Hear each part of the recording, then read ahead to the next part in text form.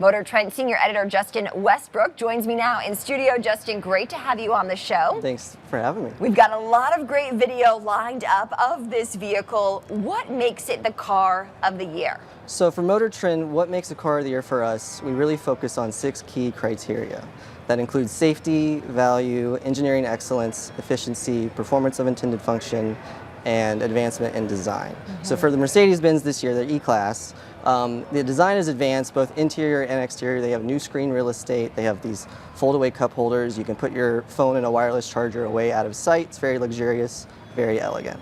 And then in terms of safety, it's always been one of the safest mid-size luxury sedans on the road, so that continues this year.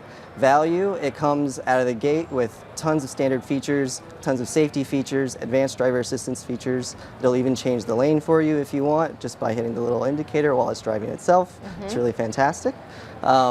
And then value, again, I said, it also comes with all these excellent options on top. Yes. So for a luxury customer, it really provides everything you could ask for. What is the price point, the range for that luxury customer on this vehicle? This one started at $72,000. The wagon version we tested started around $78,000. And then, like I said, for value, you can really option them up. So as tested, we were getting close to 6 figures. But the base value of the car is you do get those safety features, you do get those luxurious appointments, and you do get a really refined ride just for $72,000. What came in second and third to this vehicle? We don't necessarily rank them in that order per se, but this year was very competitive. We did have a very competitive BMW i5, the electric version of the Mercedes E-Class competitor from BMW, and it just wasn't as good.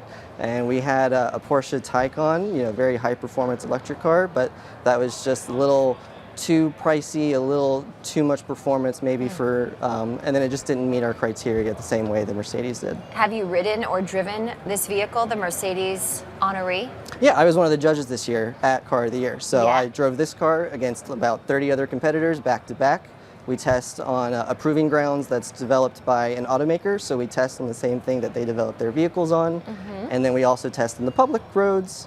So we have a loop out in California where we go on highways, we test the safety systems. It's very thorough, and we picked a winner. Interesting. What are you seeing broadly in the auto space right now in terms of trends and demand? So obviously electric vehicles were the big trend. Self-driving vehicles are going to be a big conversation going forward, especially with the Trump administration reportedly saying that they want that to be a focus early on. So we'll be looking into that on MotorTrend.com and keeping it covered. But in terms of electric vehicles, we've seen companies now scaling back a little bit. There's still investments there for electric vehicles. Electric vehicles are still coming. They're still the future. They still are really refined. They handle really well. But maybe there will be a little more room for hybrids and gas vehicles a little bit longer than expected. Interesting. And what is driving that? Is it market dynamics?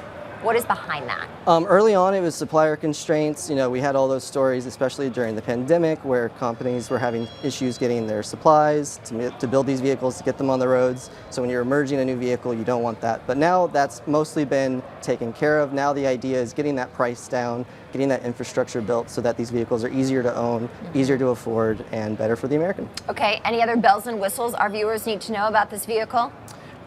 It's, like I said, it's got a ton of great tricks. It'll change lanes for you. It's got massaging seats. It has programmable functions. I'll finish with this. It has programmable functions where you can have it roll down the window when you know you're going to pull up to a gate automatically, or it'll turn on the heated seats at a certain time when you get out of the gym, stuff like that. So it's very cool. It's very thoughtful, very owner-oriented. But I like that, not just heated seats, massage seats. You can also get massage seats. Mercedes offers, I think, quite a few versions of their massage seats, and they'll even do lumbar support, so it kind of shifts your seating position over long journeys to keep you more comfortable. So this is good, you think, for someone who is taking a long trip or more for a city? This is perfect for driver? everybody. The hybridization means it's more efficient. You can actually run without the gas engine for a little bit, so it's perfect for city driving, you know, just scooting around. Very quiet, very refined. But then on top of that, it still has the gas engine, it still has the range, more than an electric vehicle, so it can do it all.